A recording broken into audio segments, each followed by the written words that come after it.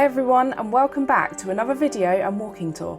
Strategically placed on the London Road and guarding an important crossing on the River Medway in Kent, this imposing fortress has a complex history of rebuilding and destruction. Today it's here as a proud reminder of the history that Rochester went through, along with its beautiful cathedral across the cobbled streets. Later on in this video, we show you around the stunning and iconic castle, and then venture inside the beautiful cathedral. Be sure to join us as we walk these iconic buildings in Rochester. A square building with turrets at the four corners, this keep has an entrance at first floor level, as quite normal. It was reached from a moving wooden drawbridge with an external gate tower that was closed off with other doors. Across the ramp, another double set of doors gives you access to a large chamber. This is where we wander up first, and where the ticket office is. The Great Tower or Keep was a formidable statement of power and prestige, which still dominates the skyline and your view as you approach the city. At a height of 125 feet, nearly 38 metres, it's the tallest surviving keep in England, and one of the tallest in the Western world. In 1087, Gundulf, who was the Bishop of Rochester, began the construction of the castle. He was one of William the Conqueror's greatest architects and was also responsible for the building work of the White Tower at the Tower of London.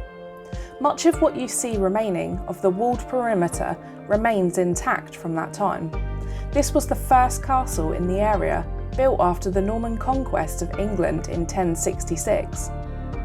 William de Corbel, who was the Archbishop of Canterbury, was also a contributor to this grand castle building project. Henry I granted him custody of the castle in 1127. This was a responsibility that lasted until King John seized the castle in 1215.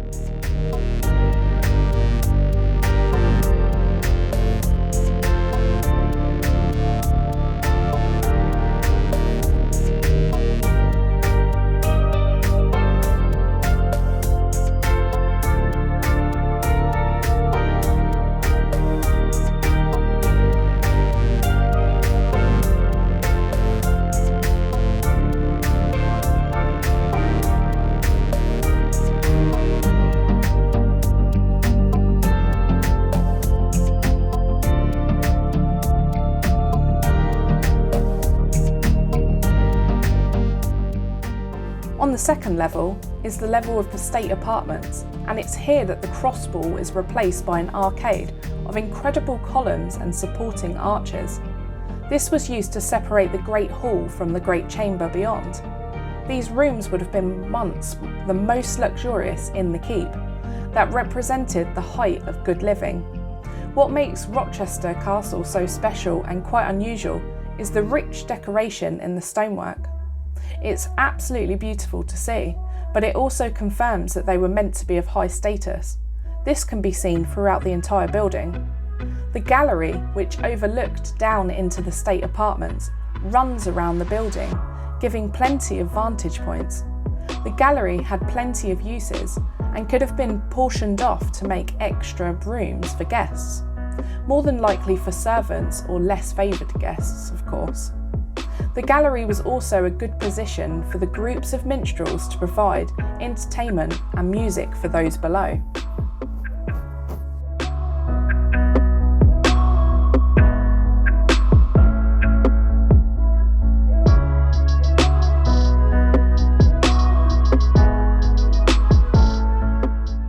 In 1215, garrisoned by rebel barons, the castle endured an epic siege by King John that is one of the greatest in English history. The defenders of the castle continued to fight despite their valiant efforts, and starvation ultimately took its toll, and they were forced to surrender to King John and his army. It was defended by 100 knights and other ranks who were hostile to the king, who camped here for more than 7 weeks. 5 huge catapults were set up to pound the keep and the outer walls with rocks, but this strategy proved ineffective, so the king ordered his soldiers to dig a tunnel under the keep's southern tower. This tunnel was held up with wooden props, which were then burned. John used the fat of 40 pigs to fire a mine under the keep, bringing down a quarter of the entire keep itself. Despite this, the garrison did not surrender and continued warfare undeterred, and fought bravely amongst the ruins. Today you can see how the round shape of the rebuilt tower makes it stand out amongst the other square towers. The castle was consequently taken into the custody of the Crown, and it remains one of the most impressive Norman fortresses and continues to attract visitors from far and wide.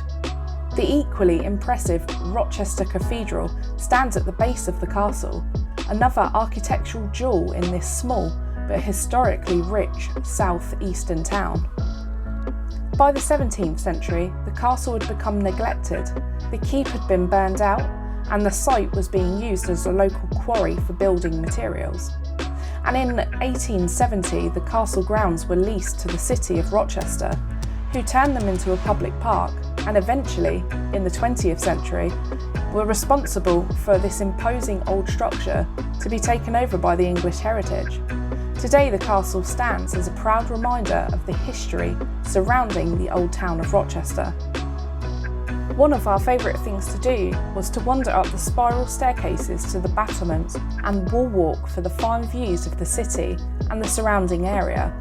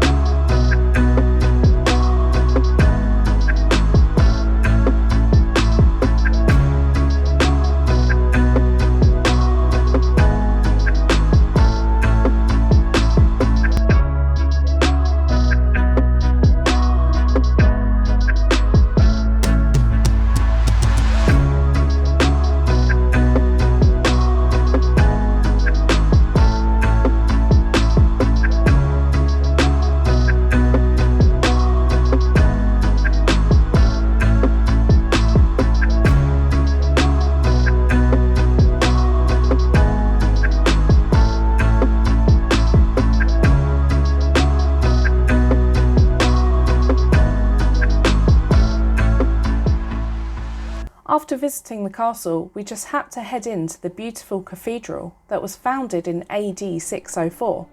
It has 1400 years of history and is home to collections of all forms that date back as far as the early Middle Ages. Your first view is the stunning nave as you enter, and it really does look wonderful and beautiful at any angle. Rochester is able to claim to be the second oldest and earliest cathedral in England after Canterbury. It was founded by King Ethelbert of Kent and was dedicated to St Andrew, who was the patron saint of monasteries. In 1215 the castle was looted, first by King John and then in 1264 by Simon de Montfort's men when they laid siege to the city.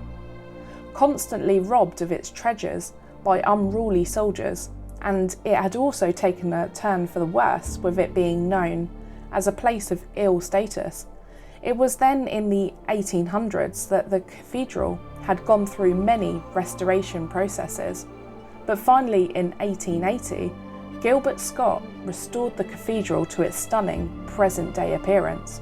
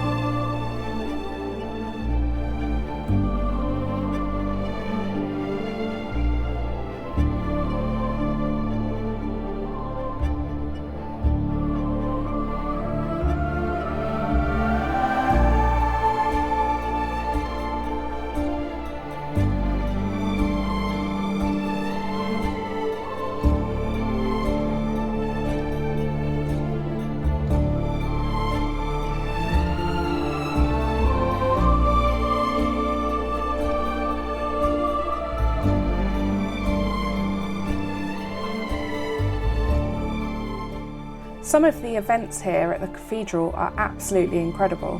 One that we just missed before filming this is Luc Durand's Gaia, or more known as the Moon or the Earth. It's a touring artwork by the UK artist who provides an installation of the Earth in 3 dimensions, giving off the impression that you're able to see our planet from all angles. Other incredible events are the new Ribbons of Remembrance. This is to mark the anniversary of lockdown, and members of the public were invited to tie ribbons of railings around the cathedral's trees. When we visited, we saw the moving display of 5,000 metal leaves, an art display by Peter Walker. He made a memorial to the coronavirus pandemic. Simple but moving, each steel leaf had the word hope engraved on it, symbolising the past and remembering those who lost their lives, but also hope for the future. The exhibit is part of a tour that goes on from cathedral to cathedral in hope to inspire others.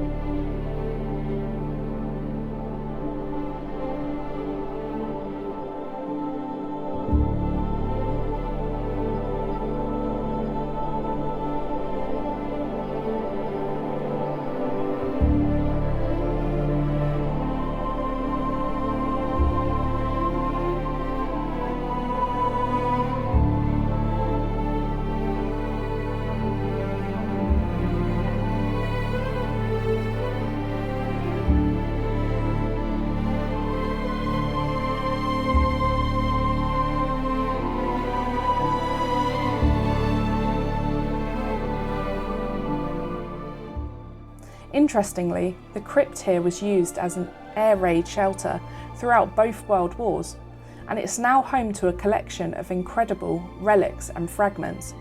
And it's also a lovely cafe and worth visiting.